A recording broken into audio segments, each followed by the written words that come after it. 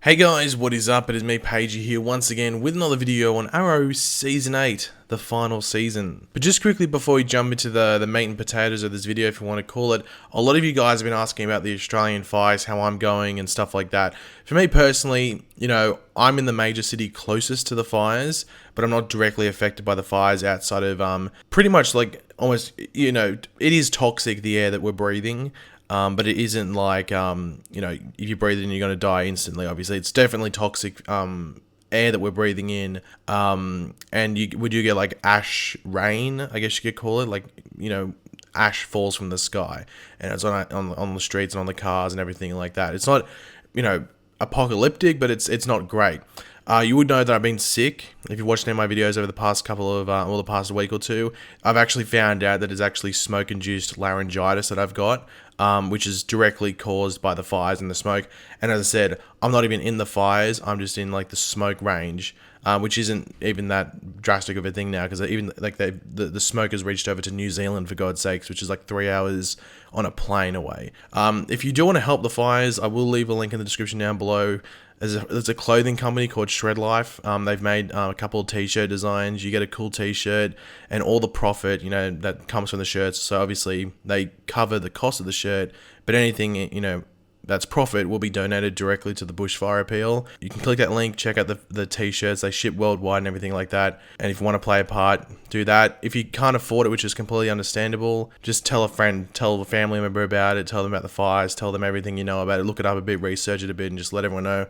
It's not a joke. It's crazy. It's going to affect not just now, it's going to affect years in the future because of all the damage it's doing to not only Australia as a country, but all the CO2 gas that's going up. It's not good, and the word needs to be spread about it. But back to the DC TV stuff. So while we're all in like crisis mode, and maybe even thinking about like what's happening post-crisis with all the shows such as like The Flash, and I guess like the multiverse shows like Supergirl and Black Lightning.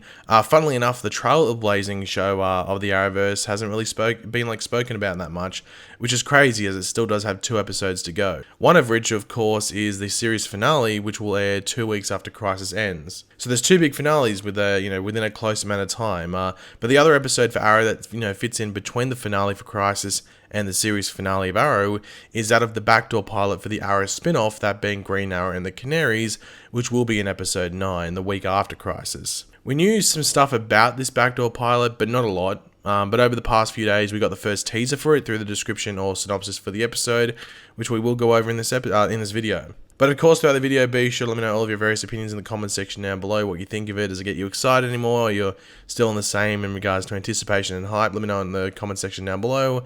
And of course, if you are new to the channel, of course, if you're going to enjoy the video, it will be quite awesome if you could drop a like on the video to show support, and I guess excitement if you're excited for it. But here's a synopsis for the episode. It's the year 2040 in Star City, and Mia Queen has everything she could have ever wanted.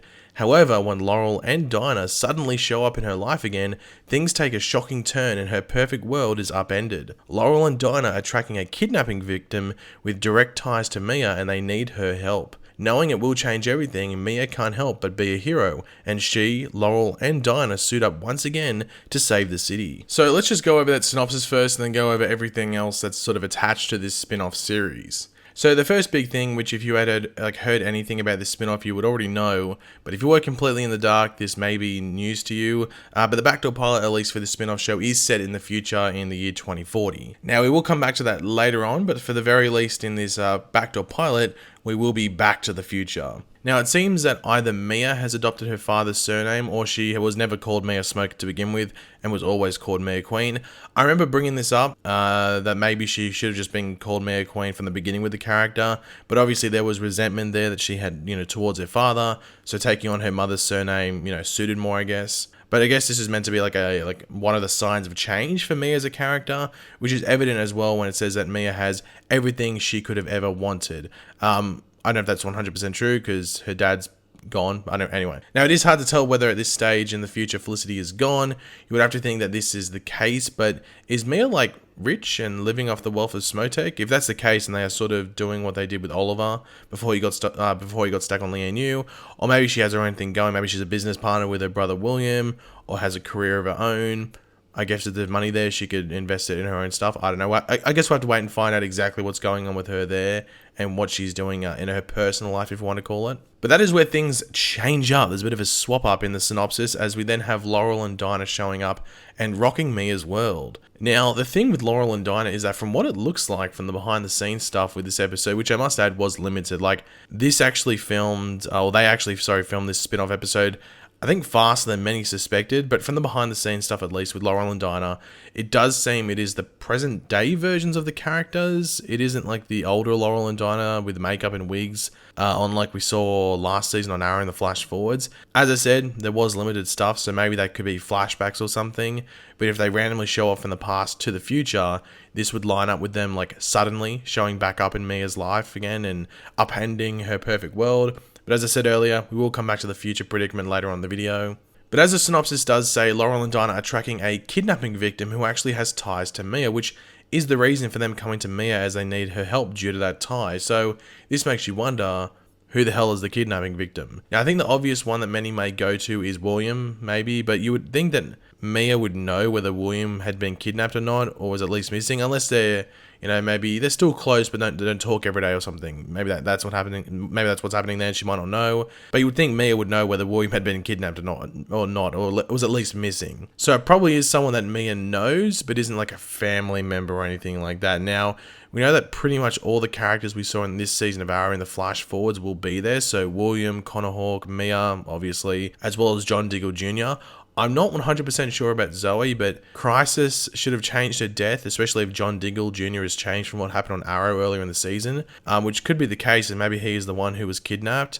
This season of Arrow with the kids coming back to the past was pretty much them like setting up all of them having different lives when we go back to the future, even with or without Crisis. So the Mia and William thing, them growing up together, and also the situation between Connor Hawke and John Diggle Jr. being different, even like Roy not going on the island and stuff like that. All this stuff is drastic enough where they will be changed, and with John Diggle Jr. in particular, he won't be like the leader of the Deathstroke gang, and I think it would make sense if maybe he is the kidnapping victim, and it's a big reveal of sorts. You would think they would make this kidnapping victim someone recognizable, and maybe even a bit of a twist at the same time. But regardless of who the kidnapping victim is and the reason for Mia being thrown into all of this, Laurel, Dinah, and Mia will all suit up again to save the day. Now, in regards to the changes to the future, obviously in episode 5, we had the whole like Roy not going to the island thing. Diggle sort of told Roy everything there, and Roy decided that, exiling himself wasn't the best thing for the future, so that sort of gets cut out. That's not going to happen.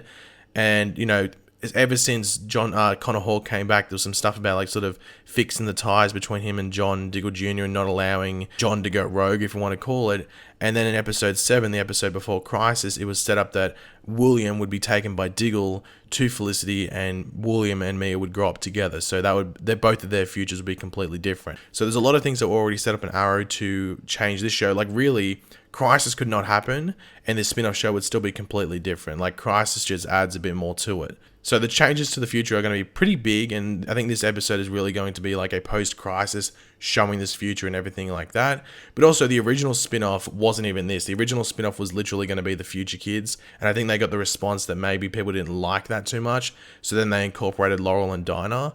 But it was always going to be a Mia show, and that's pretty much why Catherine McNamara signed on from what people are saying, like people in the know. They're saying that like Catherine McNamara signed on because she was promised a pilot for her own show, might I say. But in regards to the setting, it did change from Zoe, William, Connor being like that, I guess, new Team Arrow, to it now being Laurel and Dinah, and then maybe some extras as well. So it's been changed up a bit along the road to it, but it was always going to be like a Mia-orientated show. But in regards to characters that could show up, we could always see any of those future people. Like Roy could come back, Renee could come back, any other future person that's still alive there could come back. And obviously, because the future's changed, there could be more people alive than we know, due to Crisis as well. So this whole future thing is going to be interesting to see. But this brings up another question: will they stay in the future, or will they come back to present day at the end of the backdoor pilot? Is the whole point of setting up Laurel and Dinah going to the future is to allow like a story to play out where then Mia would come back to the present days. That's what's going to happen there. Because I think more people would be fond of it being set in present day rather than the future. But obviously this future is going to change, so the future that we might get in this backdoor pilot might be better than what we got in the Flash Forge, which did suck. It sucked balls, let's be completely honest. but it might be changed enough. Maybe they got the criticism from the fans, and now they've changed it to make it a bit more appealing. We won't know until we actually get to watch the episode, but that's a big question whether they actually do stay in the future, or maybe they come back at the end of the backdoor pilot. We'll have to wait and see. Now, another question that's come from this, and this is really the last thing to talk about, and that's how successful will the show be and how long will the show go for? Now, the show will get instant, I guess, viewers, because you're going to get a lot of the Arrow people that will go watch it. Obviously, the show still hasn't been picked up for a series order. That's important to note.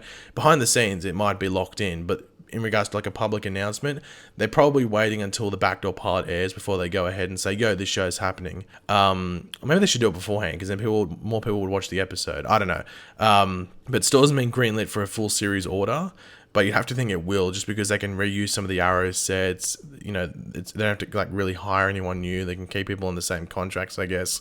I think it's a shoo-in for getting a series order. In regards to how successful and how long it will go on for, I'd be surprised if this went past like 4 or 5 seasons. I think this is probably like a short-term plan for them, just to fill in a gap with the DC TV stuff until they come up with another show. I think this is meant to almost be like a sort of like another like end chapter for Arrow, rather than be its own show. Honestly, you can make the argument that maybe this show should just been like Arrow season 9 and season 10 or something, rather than being a completely different show. Because let's be honest, it's just going to be Arrow, but with a different name. It's not going to be anything different. It's just going to be Arrow with a different name, and it's a female Green Arrow instead of a male one. It makes you bring up the argument and I guess the debate whether they should have just continued it into another season of Arrow, but who knows? Like, they've decided to make it its own show if it does get picked up, which it most likely will.